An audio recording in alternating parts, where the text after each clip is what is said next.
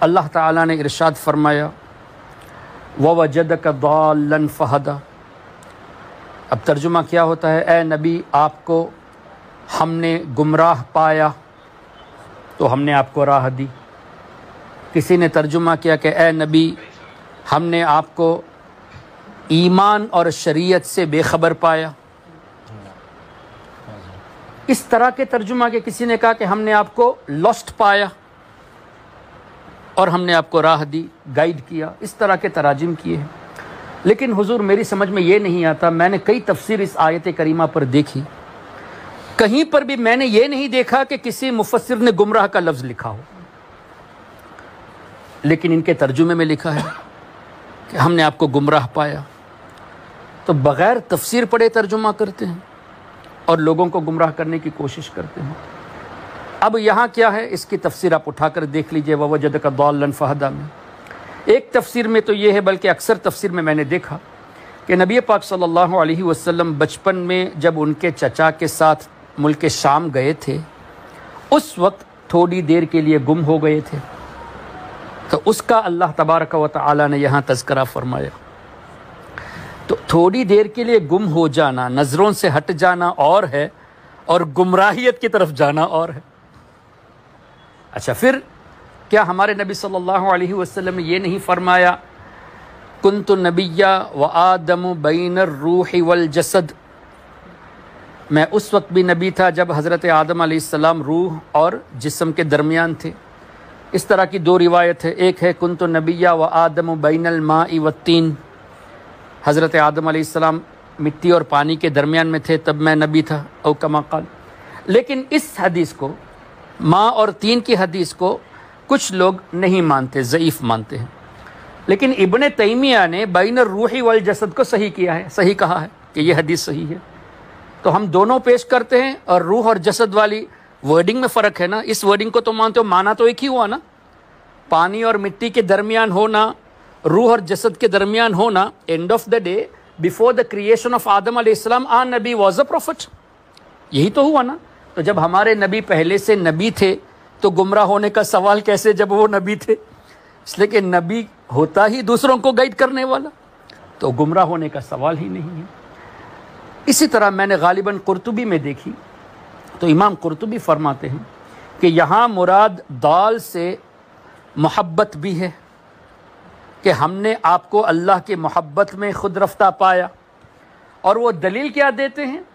تاللہ انک لفی ضلالک القدیم۔ حضرت یعقوب علیہ السلام نے جب ارشاد فرمایا انی لاجد ریح یوسف، میں یوسف کی خوشبو محسوس کر رہا ہوں، جبکہ حضرت یوسف علیہ السلام خود تشریف نہیں لائے تھے، ان کے جبے مبارک کو بھیجا تھا، لیکن حضرت یعقوب علیہ السلام فرماتے ہیں کہ آئی سینس، میں ان کی خوشبو کو محسوس کر رہا ہوں۔ اس طرح قرآن کریم کی آیت کریمہ۔ اب کیا ہوا؟ تو وہاں ان کے گھر والے جو تھے، پوتے وغیرہ، انہوں نے کہا کہ اے ابا جان یا اے دادا جان، آپ ابھی اس پرانی محبت میں ہیں یوسف علیہ السلام کے تعلق سے، لیکن جملہ ضلال ہی ہے یہاں، ووجدک ضالا اور انک لفی ضلالک القدیم، ضلال ہی کا لفظ ہے۔ ان وہابیوں نے یعقوب علیہ السلام کی بات آئی تو یہاں محبت کا ترجمہ کیا، لیکن حضور کی بات آئی تو گمراہ کا ترجمہ کیا۔ یہ کون سا انصاف ہے؟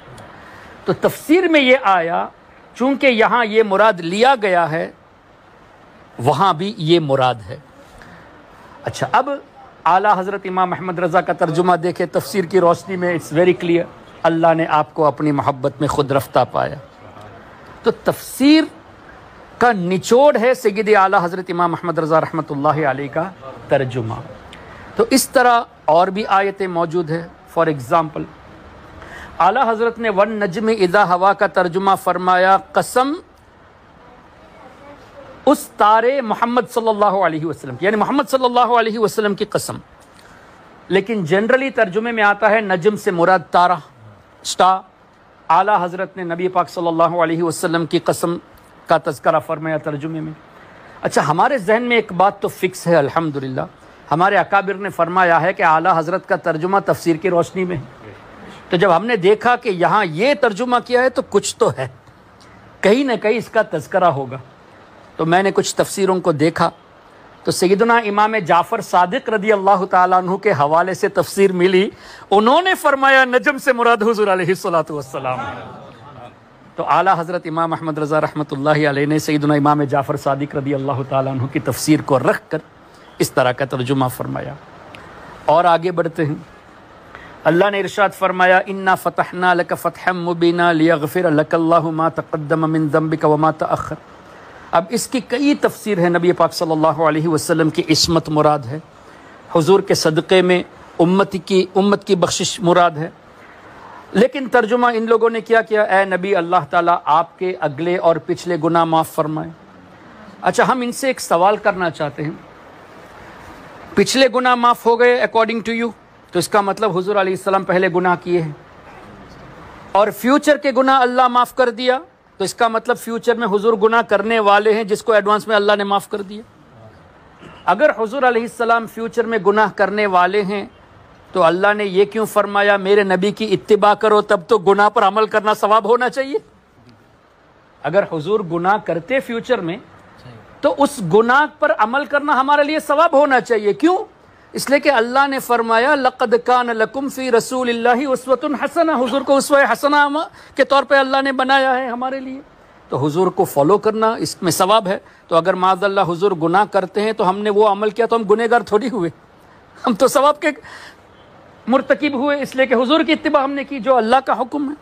اب تفسیر کو دیکھتے ہیں، تفسیر میں مفسروں نے کیا ہی باتیں ارشاد فرمائی کہ یہاں مراد من ذنب امتک، حضور علیہ الصلوۃ والسلام کے امت کے گناہ مراد ہے۔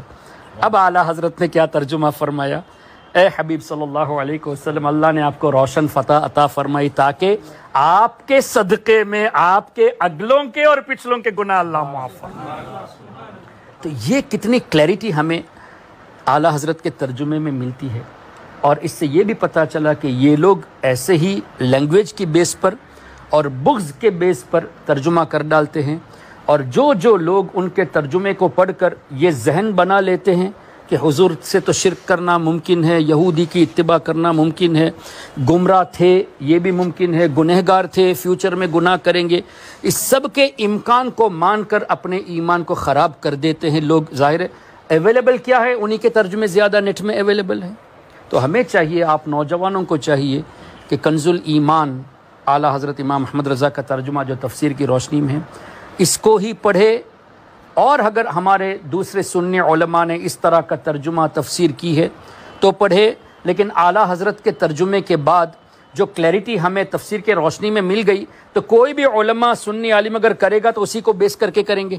تو ہمیں چاہیے کہ جو اس بیس پر کیا گیا ترجمہ ہے اس کو پڑھے اور اس کو عام بھی کرے۔ میری آپ سے گزارش یہ ہے، اللہ نے اگر توفیق دی ہے تو یہ ارادہ کر لے کہ میں کل 10 قرآن کریم کا ترجمہ کنز الایمان خرید کر 10 لوگوں کو تقسیم کر دوں گا، جن جن لوگوں کا ایمان بچ جائے گا ان سب کا ثواب آپ کو ملے گا۔